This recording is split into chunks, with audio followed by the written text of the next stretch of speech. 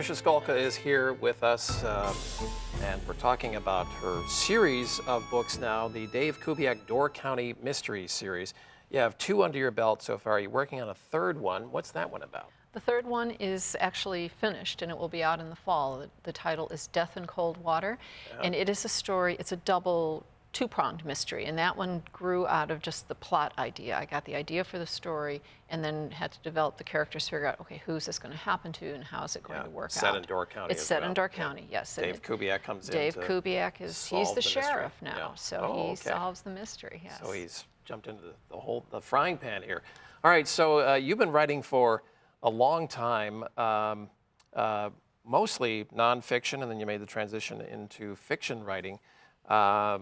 Mysteries, was that something that you started reading early on in life, or was this something that sort of grabbed your attention later on?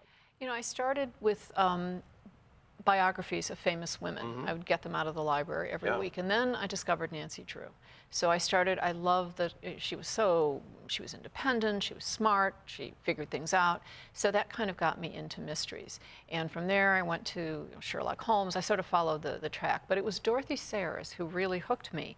And I think it was because of the one book, The Busman's Holiday, where Lord Peter Wimsey is really suffering because he sends a man to the gallows. And there's a scene in there where he knows the man is dying then, and you see how it impacted him. And I realized then that in a mystery story, if it's really done the way I like to do them, or the ones I like to read, you see into the character of the people. And that came through very strongly in that particular book, and also through his relationship with Harriet Vane. So I thought this was a powerful way to tell stories about human nature. And to challenge people about what would they do under, I like to leave kind of an ambiguous kind of thing with my story so that readers are challenged, like, what do you think?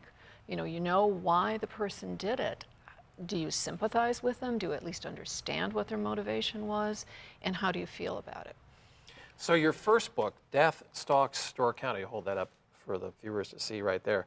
How long did it take you to write this first book? Oh, probably about 10 years. 10 years? Well, because I wrote it, I had to teach myself how to write mysteries. So I wrote one version, and then I wrote another version, and it kept evolving. The story never changed, but the way I wrote it kept changing as I was learning more and more. The second book, I hope it didn't take 10 years. The second one took a year. A year, okay. So you learned a lot from that first book. I did. And now they're coming a little bit faster for you. So what's your process of writing? Are you a late night writer, an early morning writer? How do you write? I write either in the morning or in the afternoon. It doesn't matter, but I need a block of time. I need 3 or 4 hours of uninterrupted time, and that's when I really focus on it. I can't work late at night.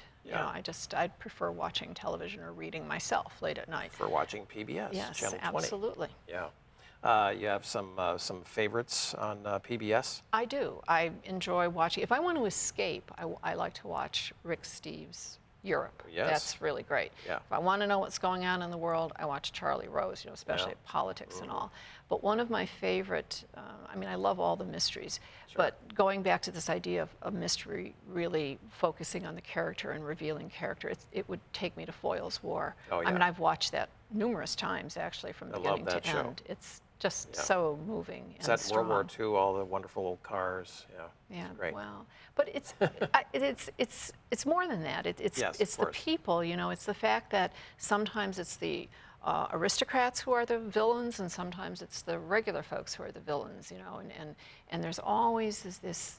Not everybody's good, and not everybody's all bad. And I think that really says a lot. Patricia Skalka, thank you very much for being with us.